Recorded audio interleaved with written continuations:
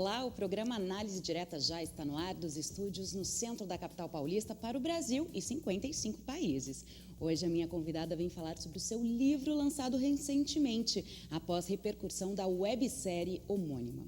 O livro ele reúne reflexões da autora a partir da experiência de um diagnóstico de câncer. A minha convidada é minha colega jornalista e também escritora e palestrante, Daniela Zupo. Seja muito bem-vinda, Daniela. Obrigada pela presença. Renata. Eu que agradeço muito o convite, um prazer estar aqui com vocês. Antes da gente começar, eu quero saber tudo de você. Oba. Eu sei que você está super corrida aí também com o lançamento do livro. Eu quero mostrar para o pessoal, para eles já, verem Sim, a carinha aqui do seu livro. Linda, né? Exato, olha só, eu gente. achei tão incrível a sensibilidade da designer, que é a Dina Ferloyan, que ela, sem a gente conversar muito, né, ela leu o livro e aí quando ela me apresentou essa capa, eu fiquei super emocionada, porque eu acho que ela capturou a essência assim, desse livro, Renata, que é um olhar sobre essa experiência do câncer, né, sobre a vida a partir dessa experiência, um olhar que eu proponho assim, ao leitor, né, um olhar acho que um pouco diferente do que normalmente a gente costuma ter sobre o câncer.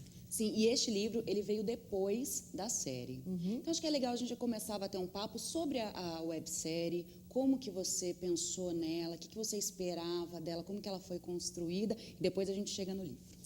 Na verdade, você falou corretamente, a websérie vem antes, na ordem cronológica, assim, de lançamento.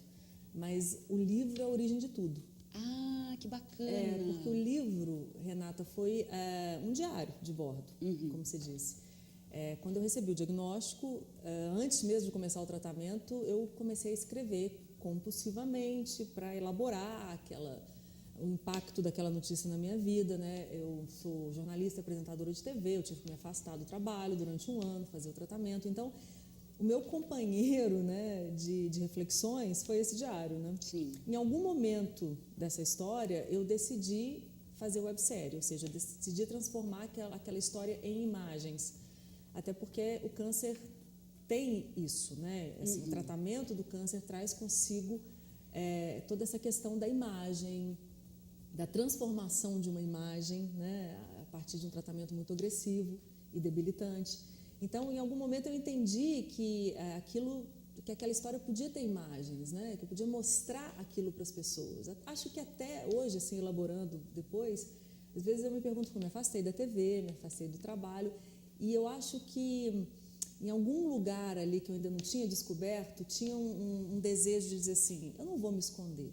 Sim, foi uma forma de você estar ali, vocês vão me ver careca, sim, senhores. Sabe? Assim, posso não estar apresentando um programa de TV, mas eu não quero me esconder. E com isso eu acabei, acho que, encorajando muitas mulheres, né? Eu tenho relatos de mulheres que, nada contra as mulheres que usam peruca, que usam lenços, que usam chapéus, isso é uma decisão absolutamente pessoal e deve ser respeitada. Mas eu tenho relatos de mulheres que disseram, olha, a gente resolveu também mostrar. Né? Assim, não esconder, né? Sim. Então a websérie surge em algum momento, no meio desse tratamento, ela me acompanha em 8 episódios ao longo do tratamento.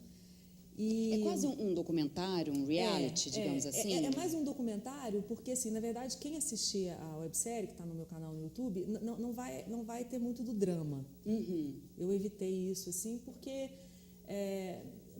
eu achava que aquilo já estava contado em outras histórias. Eu fiz a websérie, na verdade, com o desejo de honestamente mostrar a minha experiência, que era a experiência de uma pessoa numa jornada de transformação intensa, né? Também física, mas emocional, espiritual. E quando eu fui, como jornalista, inclusive, pesquisar sobre o câncer, sobre as histórias, sobre os relatos, eu achava muitas informações científicas, claro, né? Um mundo eu achava muitos tutoriais, né? Então, como ficar bonita, como fazer sobrancelha, como cuidar da alimentação, como ter uma vida saudável. E eu via que esse material também era abundante. E o que eu buscava, eu não encontrei. Não que não exista, mas eu não encontrei. Eu queria compartilhar uma experiência humana profunda de transformação. Então, a websérie ela vai nessa trilha. Ela busca contar em 8 episódios que eu considero simbólicos desse marco de transformação, um pouco dessa minha jornada. Então, eu tenho lá um primeiro capítulo, que é o Barcos pela Noite, em que eu conto do impacto do diagnóstico. Eu tenho um segundo capítulo onde eu começo o tratamento, então essas mudanças que vão acontecendo na vida, físicas e todas outras. No terceiro, eu mostro o rito de passagem, que é quando o cabelo começa a cair e eu decido que eu vou raspar o cabelo, antes dele de ficar sentindo as perdas, sim, né? Sim. Eu tenho um episódio onde eu relato simplesmente o meu cotidiano em família, que eu acho que é uma coisa fundamental para quem passa por um tratamento desse tipo, né? Esse apoio familiar é fundamental e imprescindível.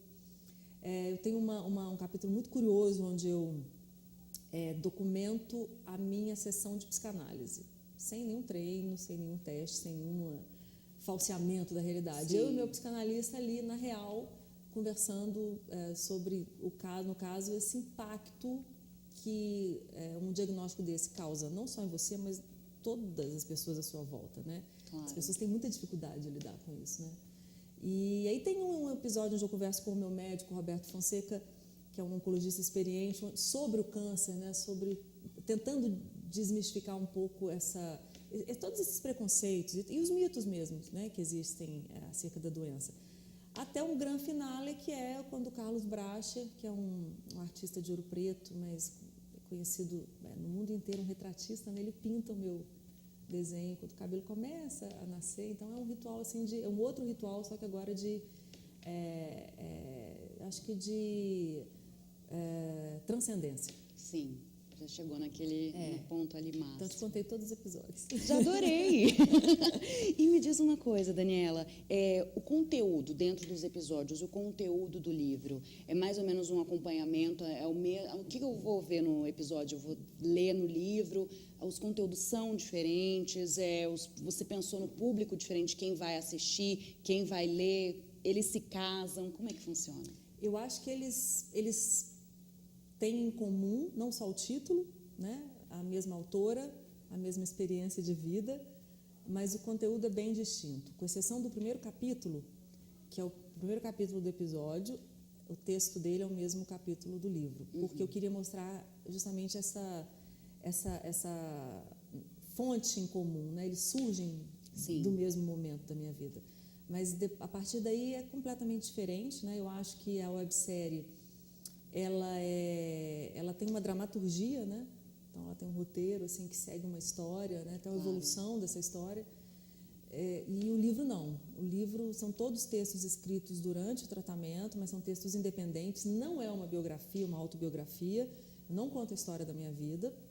São pensamentos, são sensações. Reflexões, exatamente, reflexões a partir de várias situações que eu vivi, né? Que eu acho que são situações que todas as pessoas, ou quase todas as pessoas que passam por esse tratamento vivem, né? Quer dizer, tem uma questão aí do isolamento social, da solidão que isso provoca nas pessoas, né? Tem a questão da espiritualidade, que é um caminho recorrente, né? Você se volta para dentro e, ao se voltar para dentro, você acaba encontrando esse caminho espiritual. Tem a questão dos cabelos, que eu percebia que era uma questão recorrente em todas as entrevistas que eu dei durante a websérie, né? Então, as pessoas sempre me perguntando como é isso para uma apresentadora de TV, uma mulher. E aí eu faço um posicionamento muito claro em relação a isso, né? Até alertando um pouco as pessoas para uma visão preconceituosa que a gente tem, né, ainda em relação ao feminino, né? Quer dizer, sim. Ninguém espera que um homem se preocupe com isso durante um tratamento de câncer, mas é uma questão sempre colocada às mulheres, né? Então essa é uma questão que eu coloco num dos textos, que é a beleza das coisas sem nome. E tem várias situações, assim, desde uma epifania, um dia que eu moro em Minas, né? E aí, em um determinado momento do tratamento, eu falo, eu quero ver o mar. Aí meu médico me deu uma pausa entre uma sessão e outra. Eu falei, agora eu vou ver o mar. Aí eu fui para o Rio e eu tinha acabado de perder os cabelos e tal. E aí eu vou para o Rio com a minha família, e aí eu entrar assim no mar, eu chegar na praia, praia cheia, eu estava de chapéu, eu paro para pensar e falo, meu Deus, eu vou ter que tirar esse chapéu e entrar no mar sem cabelos, assim, todo mundo vai olhar para mim, como é que é isso? Era a primeira vez que eu me via naquela situação. Sim. Né? E aí eu entro e sai uma outra mulher desse mar, assim, é uma epifania, um momento assim, é um rito de passagem, onde eu percebo realmente que eu estou livre daquele medo, sabe? Ao entrar naquele mar e sair. Então são essas reflexões, assim, umas mais concretas, Sim. outras mais subjetivas, mais espirituais. Eu ia até perguntar, assim, pelo caminho da nossa conversa, eu perguntava se você chegou a sentir medo, porque eu vi que você teve apoios, assim, tanto a websérie quanto o livro, você, né, teve ali sua família que você está descrevendo, psicanalista.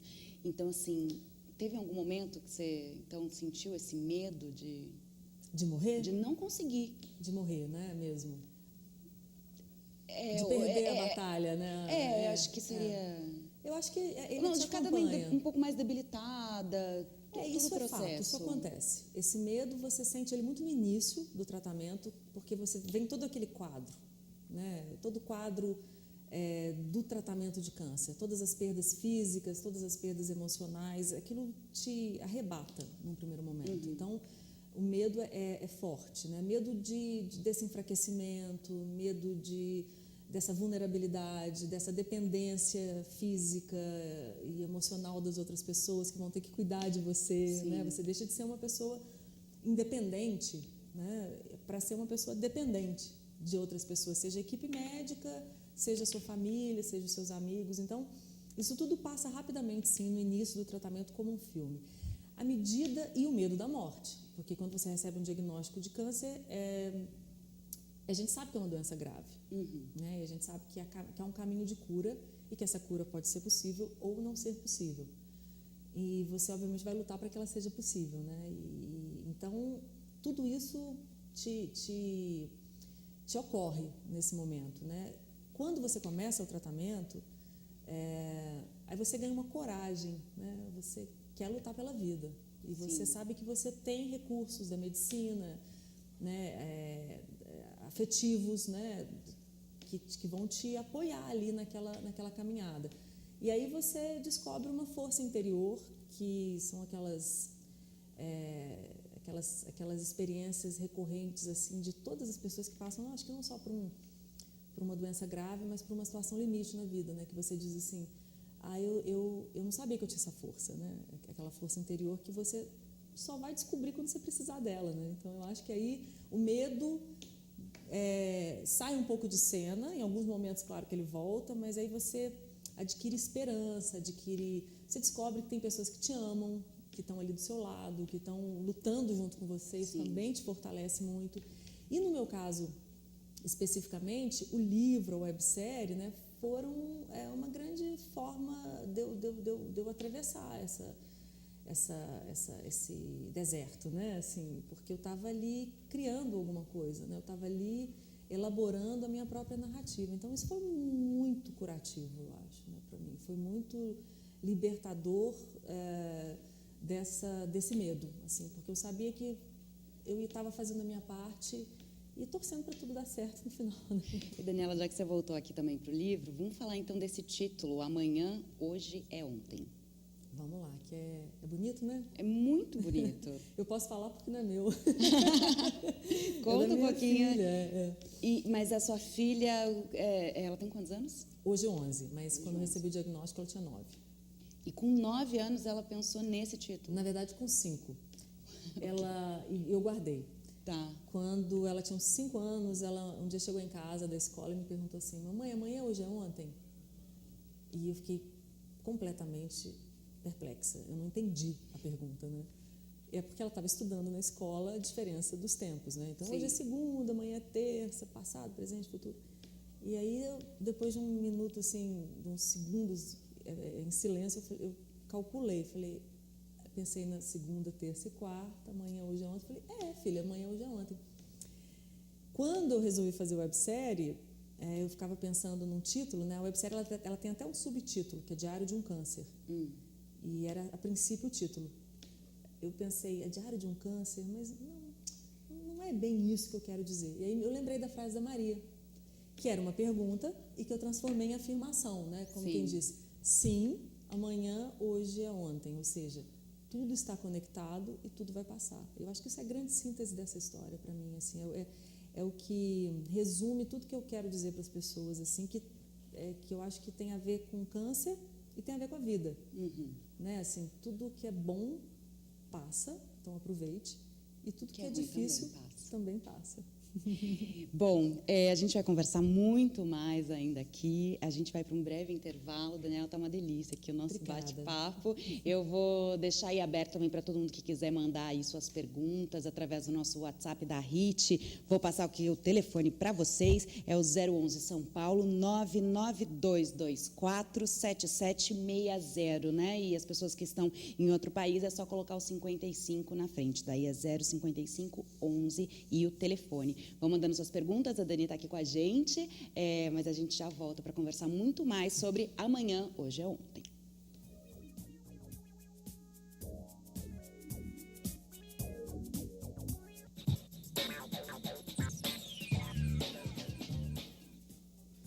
Olá, o Análise Direta está de volta. Hoje estamos falando sobre câncer, meu diário de bordo, mas estamos falando muito mais além do que isso aqui com a jornalista e escritora Daniela Zupo.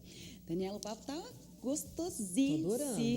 Tô adorando. A gente estava falando no bloco anterior sobre o... Vou mostrar o livro aqui de novo para vocês. Amanhã, hoje é ontem, olha só. E a gente vai falar bastante do lançamento dele. Sei que você está numa correria louca aqui em São Paulo. Você já lançou ele em BH, que você disse, Lancei né? em BH, fiz um lançamento lindo, assim, bastante prestigiado. E está em todas as livrarias de BH. Aqui em São Paulo, para quem nos assiste, vai estar na Livraria da Vila. Tá, legal. Mesmo para quem não puder ir ao lançamento. Entendi. Me fala uma coisa, antes da gente divulgar todos os seus contatos, lançamentos, que todo mundo quer saber. O Amanhã, Hoje é Ontem, eu li que ele ficou com um nome um pouquinho diferente, né? Ele já tem até um apelido mais carinhoso, mais íntimo. Me fala um pouquinho desse apelido. Essa história é muito curiosa, porque, na verdade, quando eu estava editando a websérie, na troca de e-mails assim, com o editor, escrever amanhã, hoje é ontem, às vezes aí eu comecei a abreviar para Arro, né, que é A de amanhã, H e O. Como eu morei na Alemanha muitos anos, o H tem som de R. Então, ao falar, eu comecei a falar Arro, né, como se o H tivesse som de R. E, bom, tudo bem. Em algum momento o editor falou assim, olha, é um nome legal também para a gente colocar na internet, porque como a websérie, né, foi disponibilizada na internet, ele falou, olha, é um caminho legal de busca, tem um visual, e a gente começou a olhar e falar, realmente, Arro, né, em letras maiúsculas, tem o título em letras minúsculas, né, então a gente fez essa diferenciação, Arro sempre em letras maiúsculas, eu comecei a achar aquilo tudo muito visual. Quando eu lancei o primeiro episódio, eu recebo uma mensagem de uma amiga dizendo assim, Dani, você sabia que Arro, e aí sendo pronunciado dessa forma mesmo, que Arro é uma prece xamânica? Olha só. Eu disse, não sei. Ela falou, mas é como se fosse um amém, né? E aí eu fui buscar a tal prece xamânica e fiquei muito impressionada, porque era justamente uma oração da natureza, né, chamando todos os seres, animais e humanos e vegetais, ou seja, todos os habitantes desse planeta, convocando a unidade. Então, eu tenho um texto onde eu explico isso no livro que chama Arro, a unidade mística de todas as coisas. Porque quando eu entendi isso, eu entendi que tinha muito a ver com a mensagem que eu queria passar para as pessoas, né, que é um pouco isso, né, você pensa que você está com uma grave doença, né? E se você consegue fugir desse lugar de vítima, né? De se sentir muito traído pela vida e como se você fosse a pessoa mais importante do mundo, aquilo pode acontecer com todo mundo, menos com você, né? Sim, e aí quando você entende essa conexão do universo, né? Que estamos todos aqui, todos submetidos aos mesmos riscos e às mesmas alegrias, né? Isso pode acontecer com qualquer um, etc, etc. Isso também te dá um empoderamento, né? E, ao mesmo tempo, você entende a importância do outro nesse processo, né? Eu sempre digo que eu acho que ninguém atravessa isso sozinho. Essa é uma travessia onde a gente precisa do outro o tempo inteiro. Então, eu achei que foi uma coincidência mística e, como diria George Harrison, a quem eu dedico também um livro, né? Foi um cara super importante assim, nessa história, um ídolo, né, para mim, e ele tem também a jornada espiritual dele, né? Nada acontece por acaso. Quanto tempo, Daniela, durou a elaboração? Assim, até hoje, que você vai lançar o livro agora, esse ano, já lançou em BH, vai lançar aqui em São Paulo e depois em Araxá, né, que você disse. Eu vou na FLIA Araxá em novembro, dia 15 de novembro, eu vou estar lançando na programação da FLIA Araxá. A escrita... Quanto tempo que durou esse processo? O livro... Até você falar, não, fechei, é isso porque, mesmo. na verdade, eu escrevi o livro sem saber que eu estava escrevendo o livro. Como era um diário, eu escrevi e quando, em algum momento, depois do final do tratamento, eu parei de escrever. Tá. Um dia eu recebi o convite para publicar. Não foi uma iniciativa minha. Entendi. E então, quando o editor me convidou para publicar, o Álvaro Gentil, eu disse, olha, mas eu não vou. Ele me perguntou, você não tem um livro? Porque ele viu a websérie e sacou que ali tinha uma história, né? Sim. Eu digo, não tenho livro, nem vou escrever. Ele falou, mas tem certeza que aquele é o seu primeiro capítulo? Eu falei, não, eu tenho um diário. E aí ele falou, eu queria ver. Eu falei, então você vai ter que ir lá em casa. Eu vou te mostrar no meu computador, porque eu não sei se eu quero fazer isso, não sei se eu quero publicar. Quando ele leu o material, eu disse para ele que eu não queria escrever mais nada, que aquele diário tinha muita verdade, justamente porque ele tinha sido escrito durante o calor da experiência. Eu não queria reescrever, eu não queria ficar trazendo esse meu olhar de hoje, né? Eu queria que aquilo tivesse aquilo para mim tinha um valor em si mesmo no calor da experiência. Quando ele leu, ele falou, não, mas está pronto, é isso. Aí ele organizou os textos e a ordem cronológica deles eu nem me lembro mais, ele organizou isso de uma maneira assim, a criar uma trilha para o leitor, né? Para entrar nessa história. E aí a gente lançou o livro, mas eu não escrevi pensando em publicar. Isso eu acho que dá a ele uma verdade, sim, sabe? Ele tem até uma força maior. Sim, porque não foi assim, olha, escutem o que eu tenho a dizer. Não, foi uma coisa que fluiu realmente, assim, dessa experiência. Falando em escutem o que eu tenho a dizer, você também faz palestras. As suas palestras, somente sobre esse assunto, sobre o livro, como que funciona? Eu falo da vida, né? Eu acho que...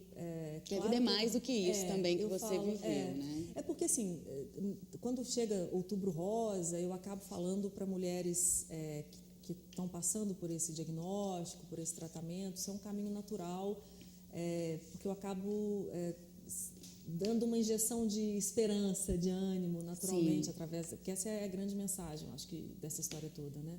É isso que eu quero dizer para as pessoas, né? Eu quero... É um diário de esperança, né? Não é um diário do drama da doença, né? E, então, isso acaba acontecendo de eu falar para mulheres ou para pessoas que conhecem a experiência do câncer diretamente. Mas ele tem se desenvolvido numa outra direção, porque eu acho que ao falar do câncer ou ao falar de uma experiência de superação, de uma situação limite, de um grave adoecimento, né, que foi o meu caso, mas algumas pessoas vivem uma situação limite através de uma perda muito grande, né, assim, familiar, ou, enfim, perdas que são para cada um diferentes, né? Claro. Então, eu acho que eu acabo falando da vida, né? Porque, na verdade, todos nós temos a nossa travessia, né? Temos o nosso mar aí, o nosso rio para atravessar. O meu foi o câncer. Mas eu acho que ao falar dessa experiência, eu estou falando da vida e eu estou propondo um olhar que é um olhar para as coisas que realmente importam, né? Eu acho que a gente vive uma vida cada vez mais, né? Onde a gente está imerso nessa pressa, né? da vida moderna, onde a gente está sempre correndo atrás, nem sempre a gente sabe do que, né? Onde todos esses valores, né, sucesso, reconhecimento do outro sobre o que eu faço, dinheiro, né, todas essas coisas que a gente acredita que são suficientes para uma vida plena, né? E eu acho que quando você está diante de uma situação extrema na vida, essas coisas não te ajudam muito, não. Então você vai buscar um outro caminho, né, um caminho que é para dentro. Sim. O Jung tem uma frase que eu adoro, assim, ele dizia, quem olha para dentro desperta, né? E eu acho que esse despertar é uma coisa que qualquer ser humano que esteja buscando um sentido para a vida, né, para além disso tudo que eu falei, faz sentido para qualquer um, né? Faz sentido para qualquer um pensar nas suas prioridades, faz sentido para qualquer um pensar se a vida é só isso, né, ou se há outras coisas importantes também, né?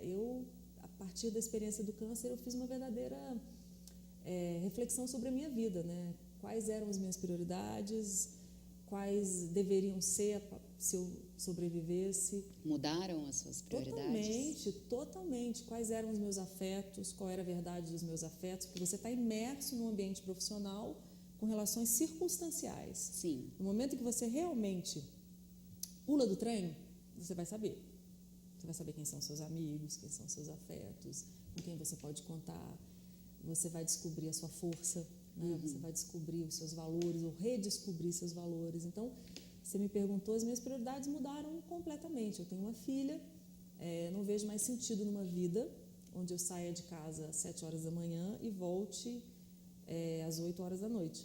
E não posso ver minha filha crescendo. É uma coisa simples, algumas pessoas vão dizer, mas a vida tem que ser assim. Não, não tem que ser. São escolhas, né? São escolhas e a gente tem que responder por elas, né? Me diz uma coisa, durante o tratamento você não fazia palestras, nem nada? Não tinha tempo. Tempo é ótimo, tinha família, tinha psicanálise, tinha o tratamento, claro. Quando que você também se motivou a falar com as pessoas? Porque quando você se expõe, você também vai ter o retorno, né? Eu quero entender como que você se disponibilizou a isso, além do livro e além da websérie, falar mais próximo realmente das pessoas, ter ali aquele contato, e como é que foi essa devolutiva deles, assim? Bom, vieram convites, eu não tentei fazer isso, assim, foi uma coisa, a vida flui, né? A gente quer ir correndo atrás das coisas e elas fluem quando tem que acontecer. Quando você se disponibiliza, quando você diz assim, isso é uma coisa que eu aprendi, quando você se disponibiliza, as coisas acontecem, as coisas que precisam acontecer, né? Sim. Eu comecei a receber convites porque, por ser uma jornalista, uma pessoa que tinha uma certa visibilidade, eu recebi esses convites justamente para, acho que no sentido de aquela experiência de superação, um discurso mais positivo. E eu achava importante dar aquele retorno para outras mulheres. Eu achava que se eu tinha algo a dizer, por que não dizer? Então, o caminho foi natural. Num determinado momento, eu comecei, como eu disse, a ter uma demanda para falar para outras pessoas. E eu, na medida do possível, eu fui atendendo, né? E eu comecei a perceber nesses encontros que cada um desses formatos do Amanhã, Hoje é Ontem, não só faziam sentido, como geravam experiências diferentes. Por exemplo, a websérie, ela tem essa força das imagens. Então, as pessoas vêm, se emocionam com a minha filha, comigo, com a história. Isso é uma coisa. O livro é uma experiência mais solitária. Cada um lê do seu jeito, né? Eu não estou impondo imagens nenhuma. Cada um faz o seu percurso. Os encontros presenciais, nas palestras, é uma energia daquele encontro de pessoas, né? Que é muito forte. Onde, além de falar, eu escuto muito, né? Então, assim, tem pessoas que perguntam, tem pessoas que contam os próprios relatos, né? As próprias experiências. Sim. Então, é um outro tipo de experiência. Para mim também é muito enriquecedor, porque sempre acontece, né? De alguém, ao fazer uma pergunta, contar uma história pessoal, ou de um parente, ou de um amigo, ou de fazer uma pergunta sobre a vida, como a gente está fazendo aqui, né? Sim. Isso acontece também com uma plateia e surgem histórias e experiências que são muito gratificantes, assim, que são verdadeiras experiências para mim também. Então, essa troca é muito positiva, né? E é diferente, né? Ela vai numa outra direção mesmo. Perfeito. E, além dessas suas palestras, tudo, eu queria saber, eu queria que você falasse um pouquinho das premiações, né? Porque a gente está falando da websérie e ela foi indicada, ela passou em festivais também, né? Me fala também, então, desse retorno midiático do seu trabalho. Eu acho que esse retorno veio muito desse olhar mais humanizado que a série propõe, né? Como eu disse antes, não é um registro do drama. O drama, ele tá ali, né? Já está ali, né? Ele é já está intrínseco dentro. à situação, ao diagnóstico, digamos assim. Então, o caminho da websérie foi outro, né? Foi buscar, e eu acho que até na contramão desses estereótipos, né? Desses preconceitos todos que envolvem esse diagnóstico. Então, acho que isso foi reconhecido de alguma forma, assim, né? Esse olhar mais sensível. E aí, a minha bagagem como jornalista do audiovisual, né? 20 anos de jornalismo, quer dizer, eu sabia o que eu estava fazendo, né? Claro. Não era simplesmente uma câmera voltada para mim, onde eu ficava divagando só. Era um negócio profissional, né? Assim, no sentido de ser, apesar de ser independente, a websérie, eu tinha uma pequena equipe, né? Que trabalhava comigo, meu marido, que fazia câmera, aprendeu a filmar, e tinha um editor, que é o Gustavo Caçamba. Então, a gente estava ali junto, numa ilha montada na minha casa, mas com roteiro, né? Eu estava realmente criando uma dramaturgia ali, né? E eu acho que foi isso que fez com que a série rodasse, né? Além disso, a gente achou que, quando eu decidi que ela ia para a internet, eu queria que ela fosse para quem quisesse assisti-la. E aí a gente fez legenda em inglês. Então, isso fez com que a série fosse, por exemplo, para outros países. Né? Então, ela foi exibida em países da Europa, em festivais de curta, as pessoas escolhiam determinados episódios, né? Então, ela foi exibida na Romênia, na Alemanha. E com isso eu recebi uma menção, quer dizer, com todo o trabalho de conscientização, né? Seja dos exames preventivos, seja a ideia de falar do câncer de uma maneira humanizada, eu ganhei uma menção honrosa na Câmara, da Comissão de Saúde da Assembleia Legislativa de Minas Gerais. Fui homenageada como madrinha do Outubro Rosa, nesse sentido, né, de reconhecer que era um trabalho também que promovia a conscientização, né, ao falar com essa clareza, sem estereótipos e tal. E aí culminou esse caminho da websérie com a indicação no Rio Web Festival, que é um festival internacional de web, que acontece no Rio todos os anos. A série foi selecionada como melhor websérie no ano passado. Então, eu acho que...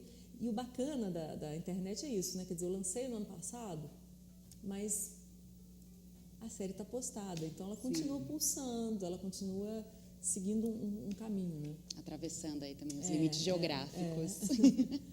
Bom, a gente vai fazer um breve intervalo. Lembrando, estamos aqui com a Daniela Zupo. Então, se você está aí no nosso Face, curta a nossa fanpage, escreve aí um recadinho para a gente, manda seu recadinho para a Dani, e também através do nosso WhatsApp, você pode também mandar sua mensagem, suas dúvidas, tá bom? É no 011, deixa eu pegar o WhatsApp aqui de novo, gente, que eu já me perdi no WhatsApp.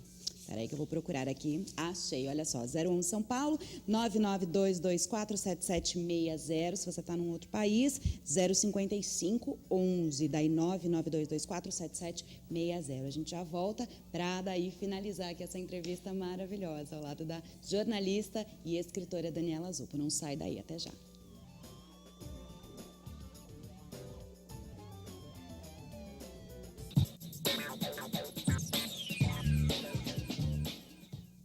Análise Direta está de volta ao nosso tema, que é câncer, meu diário de bordo. Mas, como eu já disse, estamos falando de vida, de muito além disso. Eu estou aqui com a Daniela Zupo, que é escritora e jornalista.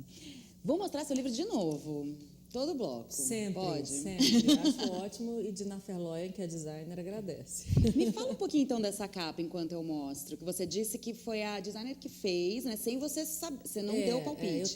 Eu era autora em busca de uma capa. Né? Eu já tinha visto várias capas e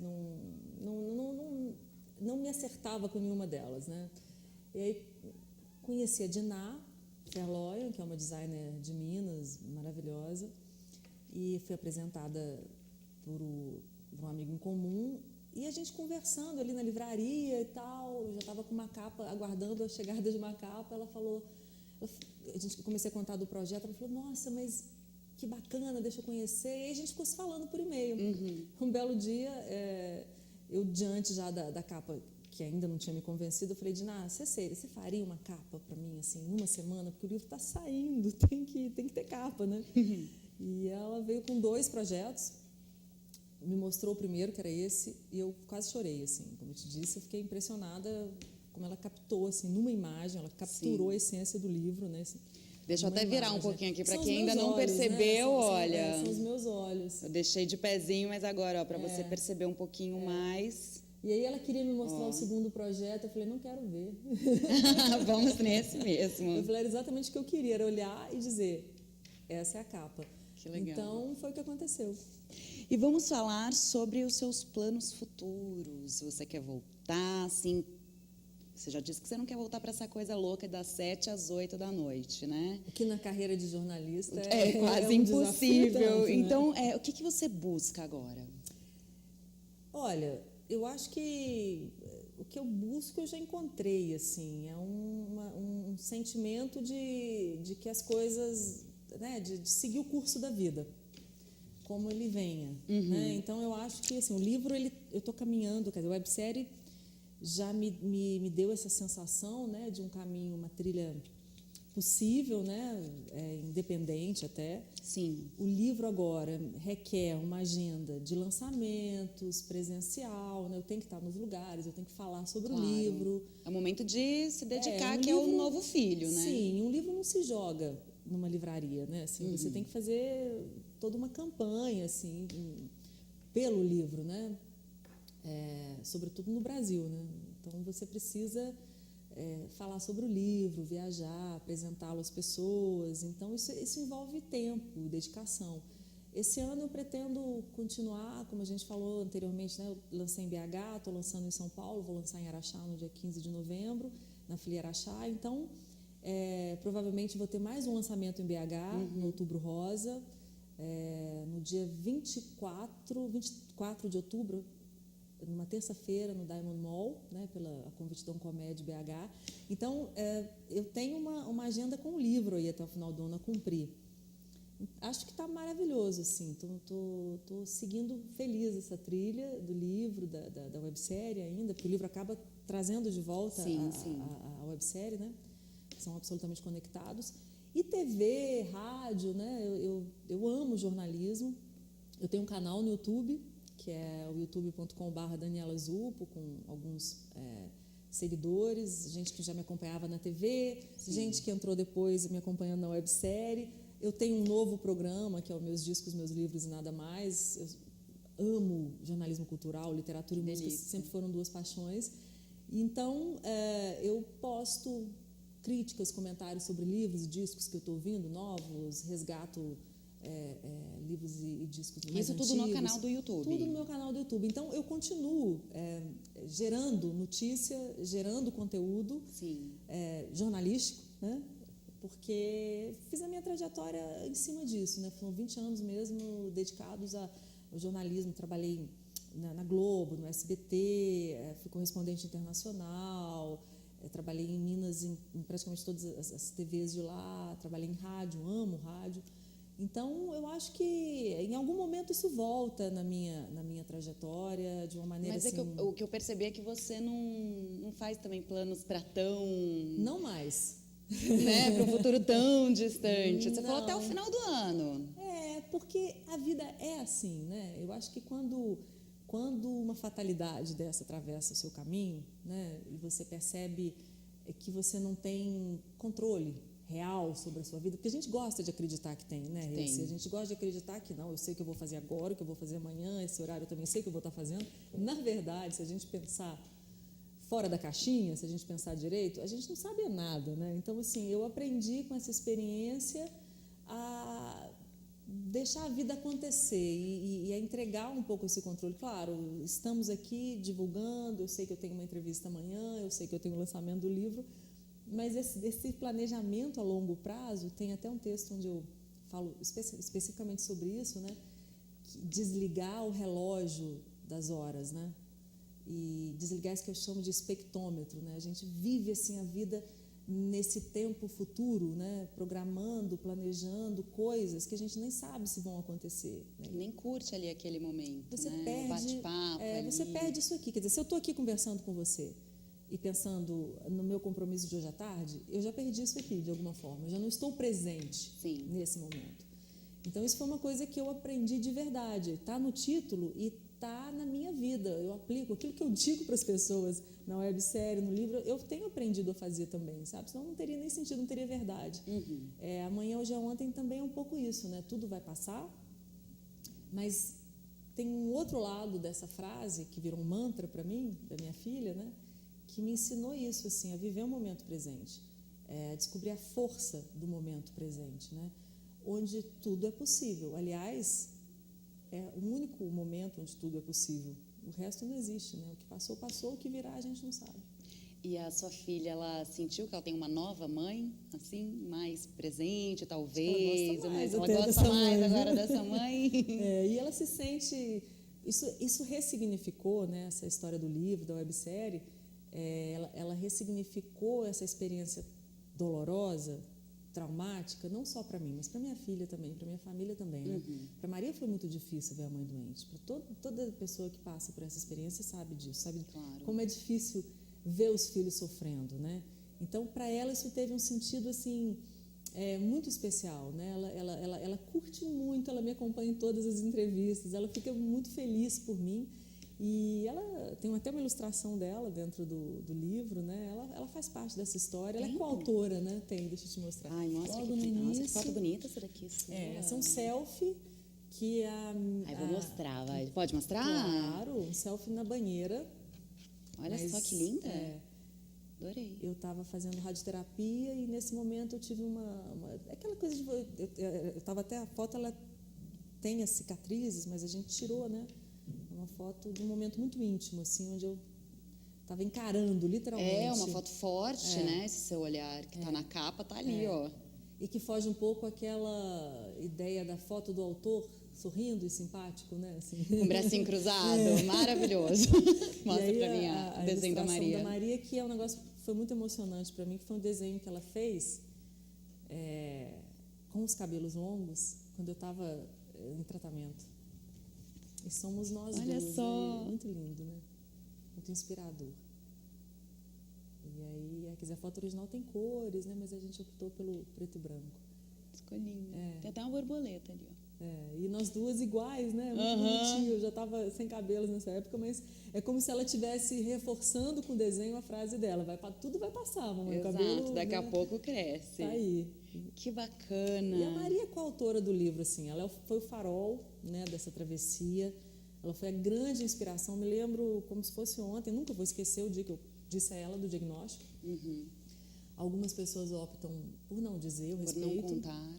Conheço muitas pessoas que não falaram nada para os filhos. Você ficou na dúvida? Não.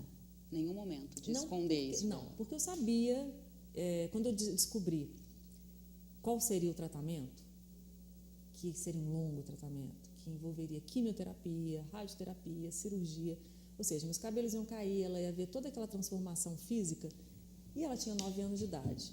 Então, eu achei que ela tinha assim, uma idade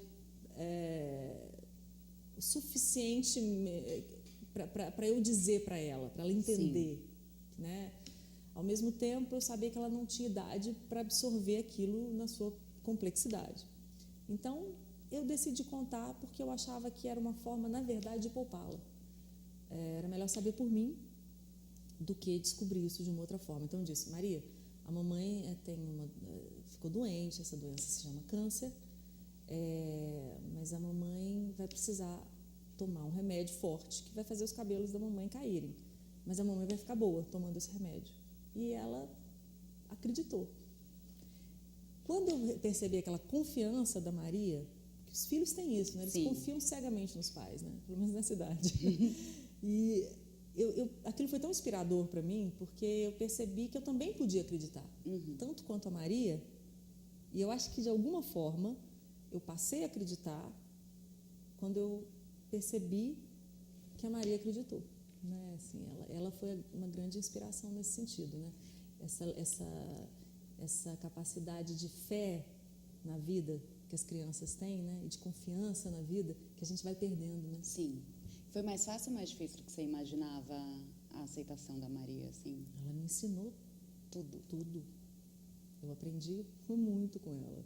Ela me ensinou sobre confiança, me ensinou sobre fé, me ensinou sobre amor, sobre apoiar, né? Quer dizer, eu olhava para Maria todos os dias e me lembro quando, nas primeiras vezes que a gente saía, que eu estava usando uma touca, às vezes eu usava nada, às vezes botava um chapéu por causa do sol, e eu acho que ela sentia uma certa insegurança minha ao entrar nos lugares no início. Ela segurava na minha mão e dizia assim, mamãe, você está linda. E a gente entrava. Então, assim, era uma força, né? Quando você pensa, é uma força enorme e possível vindo de uma criança, né? Então, acho que eu tenho certeza que ela foi, como eu disse, assim, Farol a me guiar. Gente, maravilhoso. Quero conhecer a Maria depois, porque eu já vi só a foto do desenho. Tá na websérie. Ah, ela participa Aparece, também. claro. Você não tem essa coisa de não misturar muito também? Você não porque deixou só você, né? Não, eu não passei por isso sozinha, né? Não seria verdadeiro se a minha família não estivesse lá, se o meu médico oncologista não estivesse lá, se o meu psicanalista não estivesse lá. Não seria verdadeiro, porque essas pessoas me acompanharam e me apoiaram, assim, esse tempo todo. Então, eu devo muito a elas, né? Essa caminhada. Eu queria que você, assim, sintetizasse pra gente, pra quem está assistindo, o que passa por uma dificuldade como essa, ou então outras, ou então também a família que está te assistindo, né, que tem que apoiar alguém, que acho que também o principal é isso, não é só a pessoa que está com alguma questão para resolver, mas quem está em volta, como você também disse. A mais pura verdade, assim, de tudo que você passou, tudo para essas pessoas, porque você, querendo ou não, você já era referência. Agora você virou mais que um exemplo, né? Principalmente por causa disso, porque você superou. A gente vê casos aí de superação e você foi uma que também pôde compartilhar com a gente. Então, o que você tem para dizer para essas pessoas? Olha, Renata, você falou da família, então eu vou aproveitar. Eu poderia dizer muitas coisas aqui, porque as lições são inúmeras e todas muito importantes. Assim, eu não conseguiria talvez falar de todas, mas eu acho que a família, os amigos, né, e a sociedade, né, em torno de quem passa por um diagnóstico desse, acho que a gente tem que aprender a lidar com isso com empatia. A minha mãe tem uma frase que me ajudou muito. Ela dizia assim, que eu dizia que eu não queria piedade das pessoas, que eu não precisava da piedade das pessoas, né? E ela dizia assim, minha filha, só sente piedade quem não é capaz de sentir compaixão. E que é um grande diferencial, assim, que te faz dar um salto quântico, né? Então, acho que essa empatia, né, é fundamental, né? Você, mesmo que você não saiba o que o outro está sentindo, você respeitar o que o outro está sentindo. Às vezes, é melhor não dizer nada e estar lá, né? Eu acho que as pessoas precisam estar presentes. A gente falou tanto de presente aqui, né? De viver o presente, né? Eu acho que é uma situação onde você não pode se abster de estar presente pelo outro. Para quem está vivendo isso, eu acho que um sentimento poderoso é o de aceitação. Se você aceita o diagnóstico, se você não se pergunta por que comigo, ou se você pelo menos supera essa pergunta a partir de um determinado momento, eu acho que esse é o caminho para resgatar essa força interior e se concentrar na sua cura, na busca pela cura. Eu acho que isso é fundamental. Essa negação, eu acho que ela enfraquece. Então, é o que eu diria assim, aceite o diagnóstico e para quem está por perto, esteja presente, né? E isso vai fazer toda a diferença na vida de alguém, né? Assim, que você ama. Perfeito.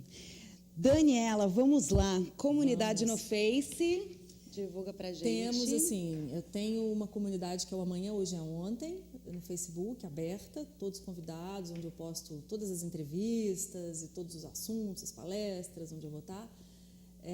A gente tem um site do projeto que concentra hoje os 8 episódios da websérie e informações sobre o livro, depoimentos de pessoas sobre a web, sobre o livro. Temos também um Instagram, que é o Zupo Daniela, Zupo com pessoal, Daniela com 2 L's.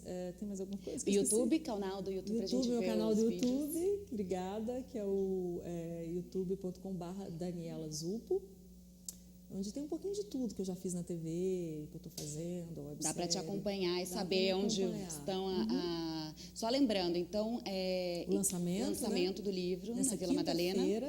Não, é na outra livraria. Na Livraria da Vila. Da Vila da Alameda Lorena. Da Alameda Lorena. Porque tem uma na Vila Madalena tem também. Mas essa é na Livraria da Vila Alameda Lorena.